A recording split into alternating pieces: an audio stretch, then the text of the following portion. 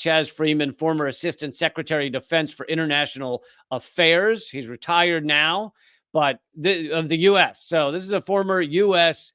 Assistant Secretary of Defense for International Affairs, high level in the Defense Department. And also he was the ambassador to, I think, Saudi Arabia. And anyway, he, in this interview, makes many admissions and points about what we've seen. He agrees that many of the victims of October 7th were killed by the Israeli army in the form of undisciplined fire. I'm going to play that clip in a second. He says that with October 7th, Hamas had two objectives.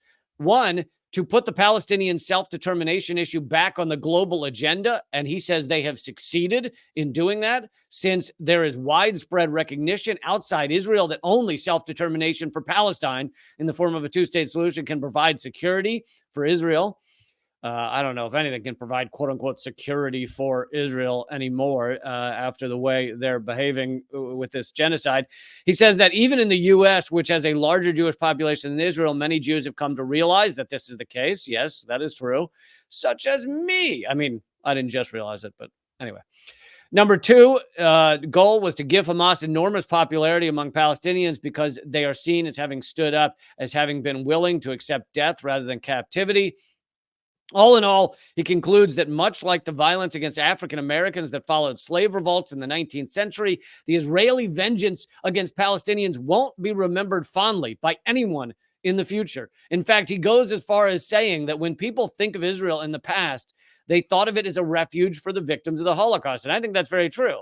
That's how many people did view it even up to a few weeks ago.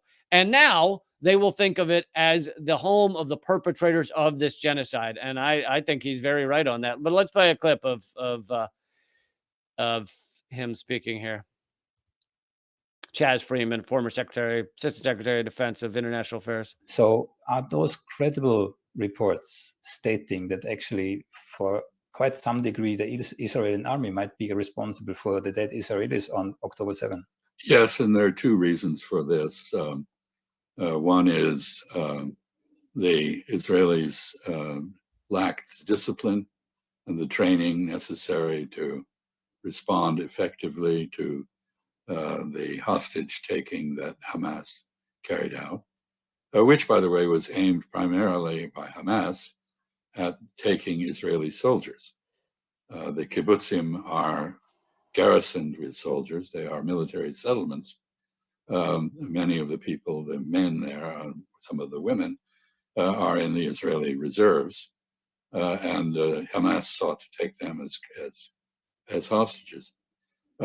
Undisciplined fire by helicopters with Hellfire missiles or by tanks with incendiary rounds directed at buildings is what happened. And this is a disgrace in military terms, and it adds to the diminution of the reputation the Israeli Defense Forces have had for military discipline and expertise. But the second reason is something called the Hannibal Directive. Yep. Yeah, so, and that is, given the fact that Israel has an enormous number of Palestinian hostages, people it has put in its prisons, often with no charges, sometimes with fake charges. That enormous number, by the way, stood at 5,000 prior to October 7th. So before Hamas did anything, before Hamas stepped foot in Israel on October 7th, Israel had 5,000 Palestinian hostages. Before October 7th. After October 7th, within days, Israel had imprisoned 5,000 more hostages. Now, I don't know what that number is, but I'm sure it's several thousand beyond that. So we're talking, 12 to 15,000 Palestinian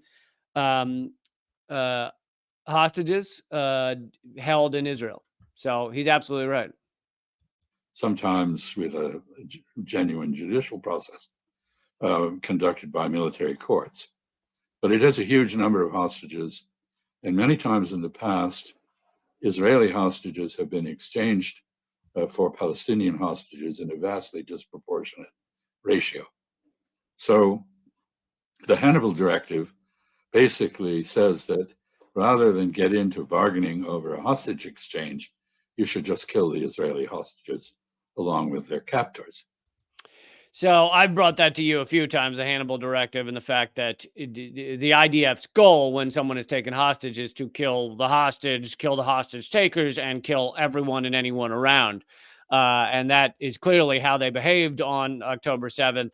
And here is Chaz Freeman, former Assistant Secretary of the Defense Department in terms of international affairs, talking about that, and also talking about how many, if not most, of those killed on October 7th were killed by the IDF.